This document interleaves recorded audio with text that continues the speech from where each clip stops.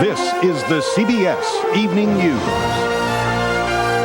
with Dan Rather and Connie Chung. Good evening. Dan is off tonight. Both sides in the O.J. Simpson double murder case were back in court today. The judge called an emergency hearing, and once again, the issue was access to the critical blood evidence. Correspondent Bill Whitaker is following the story and has some exclusive new information about the case. The continuing blood feud brought both sides in the O.J. Simpson case back into court this afternoon for an emergency hearing. The Maryland lab, where lengthy DNA testing procedures are to begin tomorrow, objected strongly to having defense experts cut 10% of the blood sample as ordered by Judge Lance Ito. The defense cried foul. And we are certainly not going to participate in that. We don't think it's fair. We think it violates due process and equal protection. We came to this court with a simple request, and that was to have equal access to the evidence so we could do independent testing. The defense is laying the foundation to argue that any DNA test results are unreliable and inadmissible in court. In the end, Judge Ito said the defense experts could cut the sample and observe the testing if they follow the lab's procedures. The defense called that unacceptable. Just the same, DNA testing will begin tomorrow. In other developments, CBS News has learned from sources close to the case that police interrogated O.J. Simpson for only a half hour after taking him into custody the day after the murders.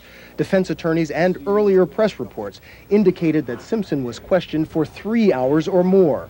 We now know that most of his time in custody was spent on routine police business and taking pictures of Simpson's cut hand. We also have learned that all film and records from O.J. Simpson's last acting job are being subpoenaed by prosecutors. It's a Warner Brothers TV pilot entitled Frogmen, which wrapped up shooting just weeks before the murders. In it, Simpson plays an ex-Navy SEALs commando who in one scene holds a knife to a young woman's neck. A Hollywood source told CBS News that for the role, Simpson got limited instruction on how to handle the knife. But prosecutors say it's not critical to their case. And there's more today about Detective Mark Furman, the L.A. police officer who discovered the bloody glove at Simpson's estate. The defense has attacked Furman's credibility. Now CBS News has learned that in 1987, Furman shot at a robbery suspect who was running from police. An internal police investigation questioned his judgment, found that Furman displayed an obvious lack of fire control, and recommended that he undergo special firearms training. Defense attorneys are likely to continue to make Furman's record an issue.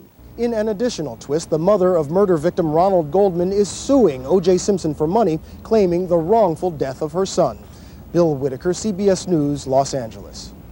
In Bosnia tonight, the seemingly endless civil war is taking an ominous turn once again as Serbian forces mount a new challenge to the Muslim government and the West. The Clinton administration says it is concerned over a pattern of provocations by the Serbs, culminating today in a deadly ambush. CBS News correspondent Mark Phillips has our report. A familiar sight, a plume of smoke hanging over Sarajevo. This time, a burning fuel tanker in a UN supply convoy that had been attacked by Bosnian Serbs. A British soldier was killed in the attack and another wounded. The Serbs said they were closing the supply route into Sarajevo to all civilian traffic. The UN convoy was attacked, they said, because it was misidentified, although it's hard to see how with clear UN markings on the trucks. Yet it was an explanation the UN command was prepared to accept. Start firing as soon as we telephoned them and helped evacuate the injured soldiers. Even if his men had a different view. I mean, it was obviously a direct target of the UN. With flights to the airport also curtailed because some planes were being fired at, people were beginning to stockpile supplies and to suspect the real motive for the Serb blockade. To sabotage the peace process, because this is the real intent, is to sabotage the peace process. The International Contact Group of Western governments and the Russians has been pressuring the Bosnian Serbs to accept the current peace plan, mostly by threatening to lift the arms embargo on the Bosnian government.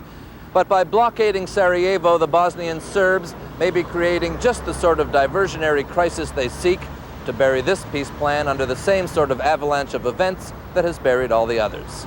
Mark Phillips, CBS News, London. With refugees from Rwanda dying faster than they can be buried, the U.S. relief effort in Zaire ran into more trouble today.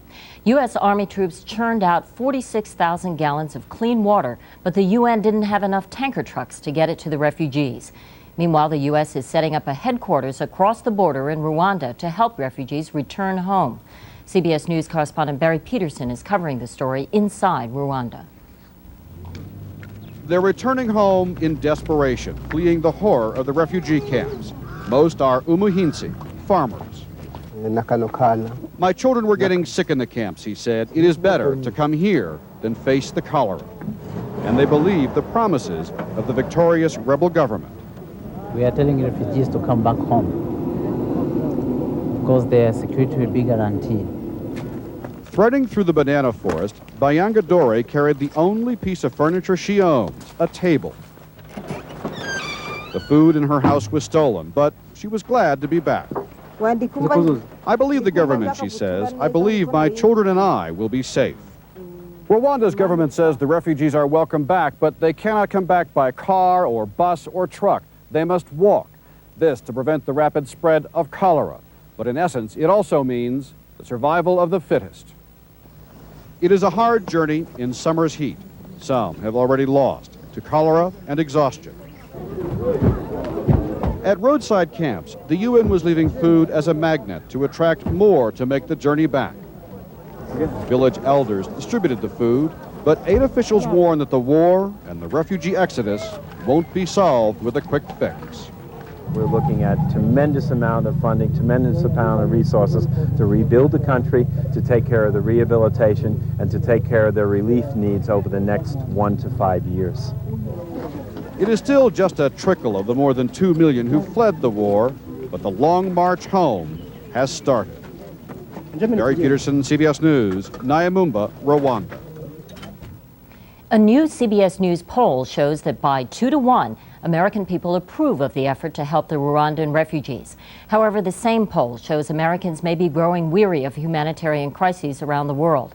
In 1992, when U.S. troops went into Somalia, 2/3 felt the U.S. had a special responsibility to help people in other countries. Now, less than half feel the U.S. has this responsibility. Still ahead on the CBS Evening News, the health reform bus crusade runs into angry protesters in Texas. An Eye on America. Tonight, the Army's Air Cavalry, providing new opportunities for women.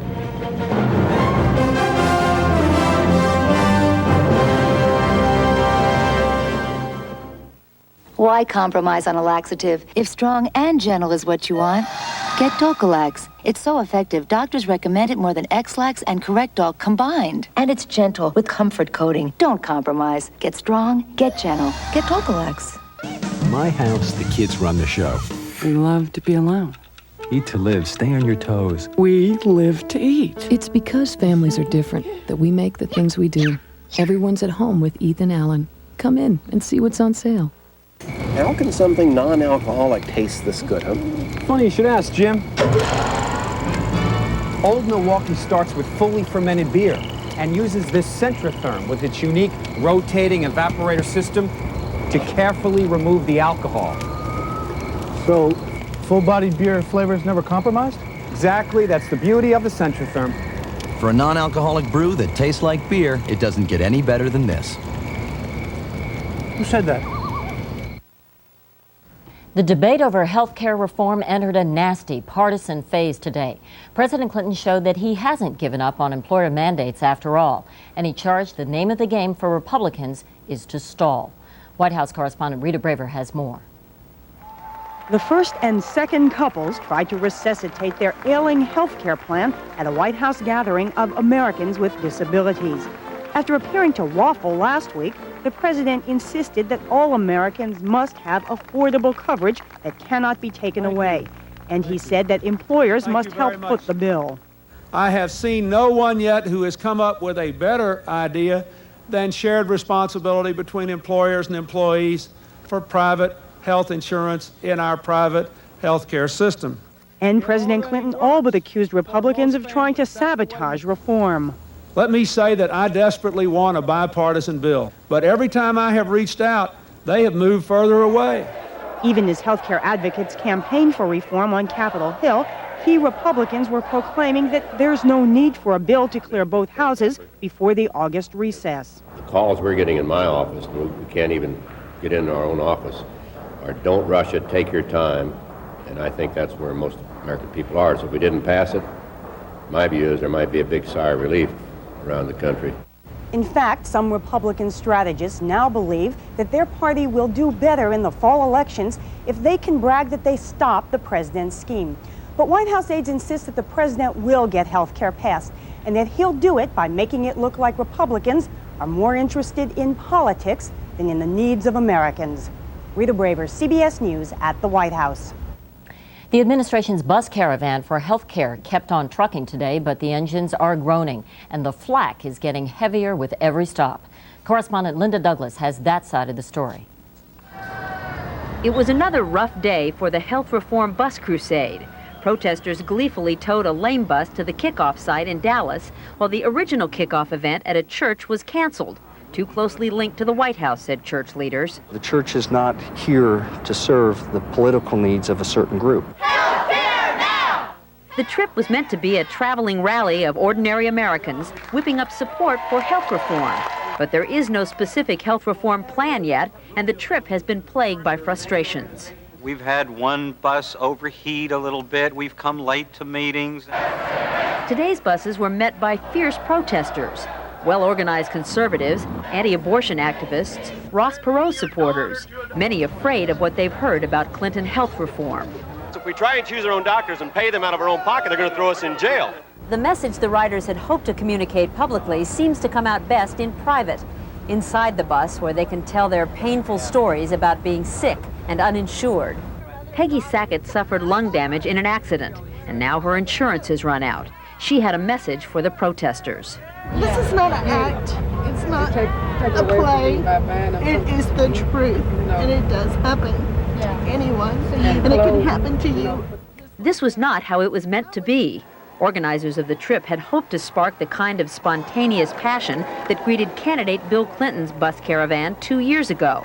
But that was a moment in history, probably impossible to duplicate. What they should have realized is that this is theater. This is media politics. And in media politics, there are no second acts. This weekend, the buses will rendezvous with the Clintons in Missouri. And though they can offer moral support, they can't promise health legislation this year. Linda Douglas, CBS News, Dallas. The U.S. economy is showing new signs of picking up steam. The government says orders to factories for big-ticket durable goods shot up 1.3% last month. That's more than twice the increase many analysts were expecting. And it has renewed fears of inflation. Those fears were evident on Wall Street, where the Dow Jones Industrials average fell more than 15 points.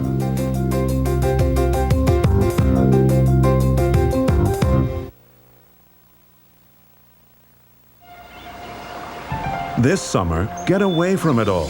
In the new Cadillac DeVille, enjoy all this peace and quiet with this peace of mind.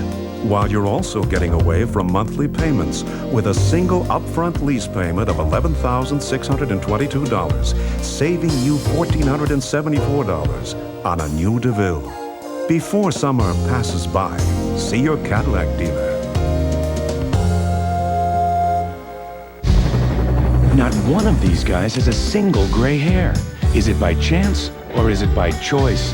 New Clairol Men's Choice. It's a technological breakthrough. A new way to blend away the gray that's so natural looking, no one can tell you did it. New Clairol Men's Choice is an easy-to-use gel that won't drip. And it works in just 5 minutes without changing your natural hair color. No gray hair, and it looks so natural. Is it by chance or is it by choice? New Clairol Men's Choice. Finding the perfect house begins with people like Allison Wood of Coldwell Banker, who found the best house for Jim Miller, who recommended her to Denise Cruz, who forgot Jim's birthday but remembered to recommend Coldwell Banker to the doctor, who recommended Coldwell Banker to the Hirschfelds after he told them that they were having twins. More than 9 out of 10 Coldwell Banker customers would recommend us to their friends. It's a good sign when people recommend people. Coldwell Banker. Expect the best. Sarah Ann Wood disappeared. This man was arrested, but after a massive search, Sarah was never found. Can you imagine a father's pain? I know what pain is now, and it will always be a part of my life. But can good come out of evil? Sarah's father found a way. Eye on America tomorrow on the CBS Evening News. U.S. officials say they are skeptical of a report that North Korea has built 5 nuclear bombs. That report came today in South Korea from a man identified as a high-ranking defector from the North.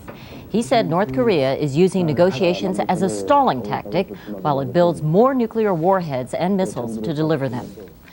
Security was tightened today at the Israeli mission to the United Nations in New York and at Israeli installations around the world as a wave of terrorist attacks continued.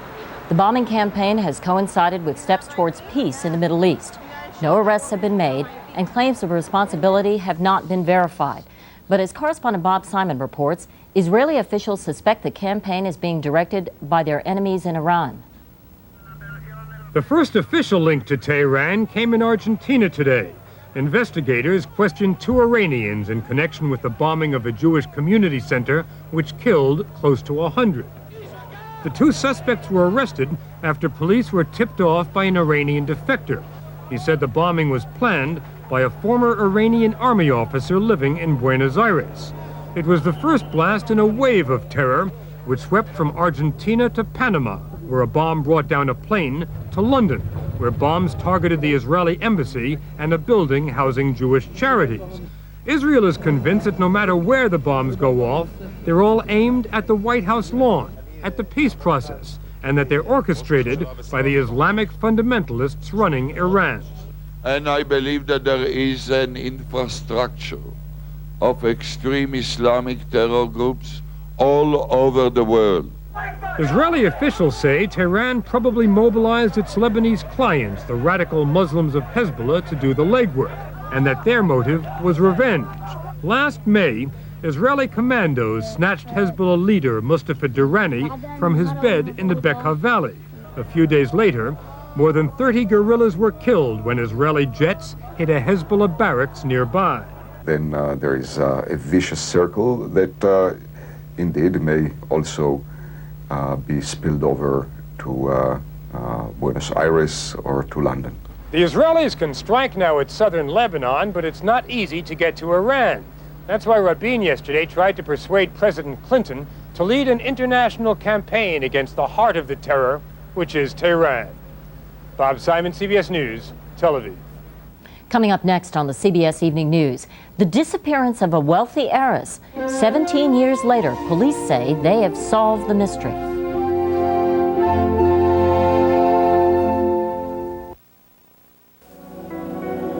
You might be confused by all the different types of pain relievers and all their claims, but your doctor isn't. They call one type NSAIDs, like aspirin, ibuprofen, and the latest pain reliever with the main ingredient naproxen sodium. The other type, the pain reliever in Tylenol, is different from all these. An important difference between Tylenol and an NSAID brand has to do with your stomach. To varying degrees, every one of these, including the latest one with naproxen sodium, can sometimes cause the side effect of stomach irritation. Doctors know Tylenol is definitely gentler for your stomach. The choice is clear. A brand that can irritate your stomach, or Tylenol that won't. The choice is yours. Tylenol, the pain reliever hospitals use most. I can't get anything that works better than Mycotin for my athlete's foot. But this great targeted spray gets more Mycotin into the places I need it most. Only Mycotin's got the targeted spray for a cure that gets in. Look closely. There's not a single gray hair. Is it by chance or is it by choice? New Clairol Men's Choice, a natural-looking way to blend away gray. This easy-to-use gel works in 5 minutes and looks so natural. New Clairol Men's Choice. With Fixodent, I can stay active and as confident as I need to, all day. Even in the hottest liquids, when other adhesives stop holding, Fixodent holds stronger and longer. That's why I Fixodent and forget it. When's the last time you had a bowl of Wheaties? It's been a while. I've never had Wheaties before. These are delicious. I can taste the wheat. I like it. Let me have another bite. It's got more zip than cornflakes. Cornflakes doesn't have the body. Doesn't do it compared to Wheaties. Wheaties has a little bit more oomph. Why eat cornflakes when you can have Wheaties? Discover the toasted whole wheat taste of Wheaties. I think I'll go buy a box. Hey, Wheaties just lowered prices on popular size boxes. Bring some home today. They adopted baby Sarah. They're the only parent she's ever known. Why are they being forced to give her up? I Want My Baby, 48 hours tonight. Effective firefighting and fickle winds helped rescue a housing subdivision near Warm Springs, Oregon. A wildfire that's consumed more than 25,000 acres was driving straight for the subdivision when the wind shifted. The flames veered away, and with the help of a bulldozed fire line, the homes were saved. In Chicago, the cracking of an alleged insurance fraud ring in the show horse industry has netted a prime suspect in another case, the unsolved disappearance of a millionairess. Correspondent Frank Courier has the story. After 17 years, prosecutors today announced a break in Chicago's famous mystery disappearance of Helen Voorhees Brock, wealthy heiress to the Brock chocolate candy fortune. Today I'm very pleased to announce a 29-count indictment against Richard Bailey, who has been charged with conspiring to murder. Richard Bailey, a former Brock boyfriend and horse trader, is charged with hiring a hitman to kill Mrs. Brock.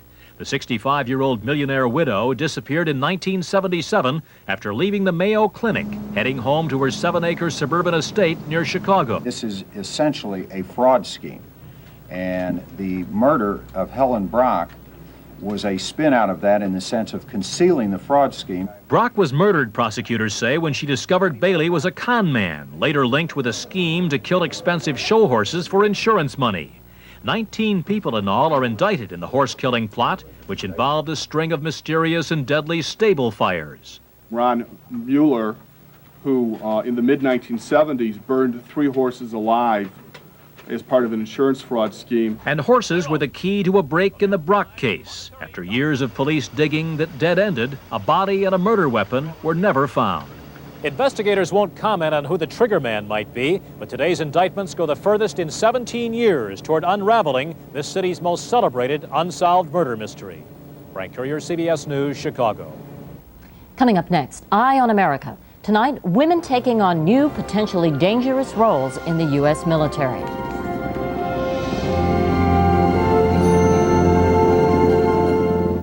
Do you know that the Oldsmobile 88 is the only full-size car to be named a Consumer's Digest Best Buy 4 years in a row?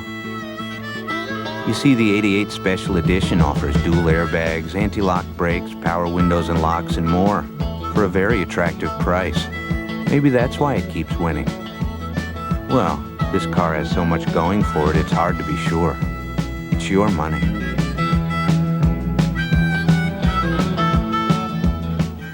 New? What's new about Nutri-Grain? Taste!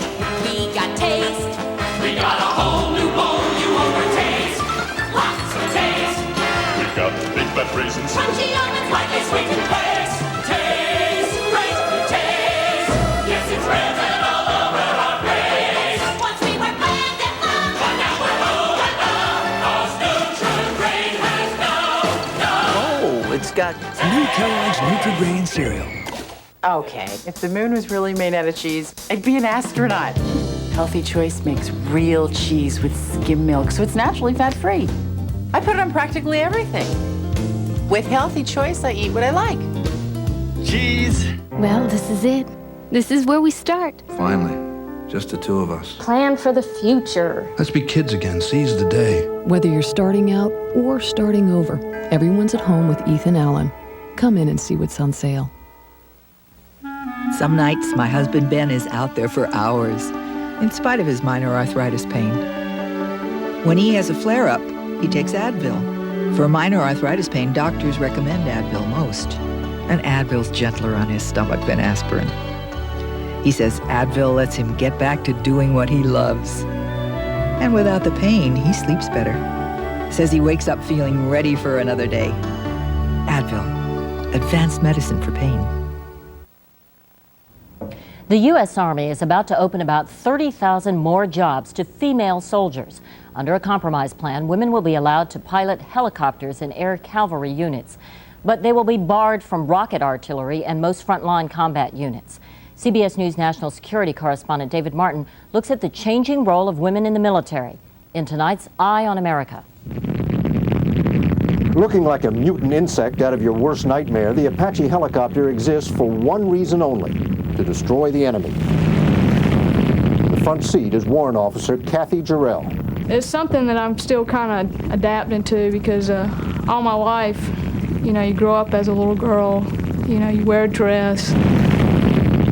The first woman ever to serve in this unit. I told my mom, hey, I got an aircraft transition. It's the 864 Apache. And a couple of weeks later, she was watching TV with my dad, and they had an Apache blowing up tanks and shooting the gun and the rockets, and my mom left the room crying. Oh, that blew the hell out of it! While Apache pilots serve on the front line of war, Kathy Jarrell is also serving on the front line of the battle over women in combat, infiltrating an all-male arena. When I got here, I felt like they were just a little bit apprehensive. For starters, the other pilots had to decide whether to take down the pinups. We talked about that when we knew she was coming, and we decided if we did take those down, then we were saying Kathy was different. And she's not any different. She got into a sports magazine and a whole bunch of pictures of men's briefs and men modeling them. She'd cut them all out and put them under the plexiglass on the desk, so we kind of got a kick out of that. And Captain Johan Haraldson worried about the first time they went out in the field and slept in the same tent. What's the big deal? I mean, Kathy became just another member of the company. The novelty wore off very, very quickly. Women used to be excluded from combat because it was too dangerous. People just didn't seem ready to see women become casualties or prisoners of war. But for the men in this unit, the only thing that counts is, can she do the job? We're not here to play games on, hey, you're a girl, you're a guy, you can't do this job good enough. That's not what it's about. The Army that we have today is very professional. It does its job well and it kills well, and that's our job. And when it comes down to it, Kathy can kill just as good as any one of us. That's about Kathy. But is she strong enough to pull a wounded buddy out of a cockpit? If we're in combat, someone's shooting at us, and I get shot down, who's going to come back there and who's going to get me? I know that I'm not as strong as he is, but as far as flying an aircraft, your strength is mental. You know, it's not physical strength that gets you to do the job or the mission. 1 mile, no sweat, 2 miles, better yet, 3. On the morning run, if anybody has any trouble keeping up, it's not Kathy Jarrell. I think guys try to keep up and not fall out if I'm up there ahead of them. I'm not falling out any run before Kathy does. There ain't no doubt about that one. It's tempting to depict Kathy Jarrell as a pioneer, going where no woman has ever gone before. But she doesn't see it that way. I think the doors were opened by other women going all the way back to World War I and the women in Desert Storm that flew.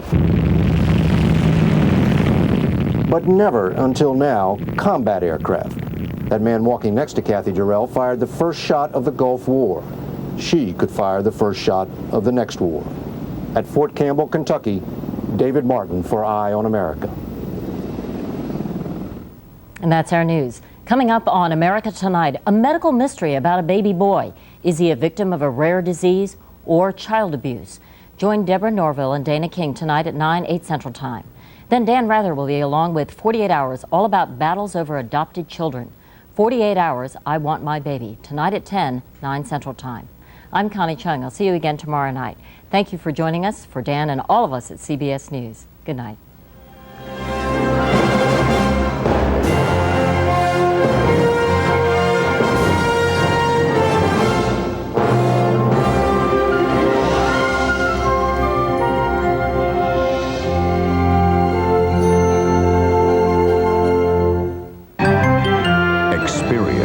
CBS News.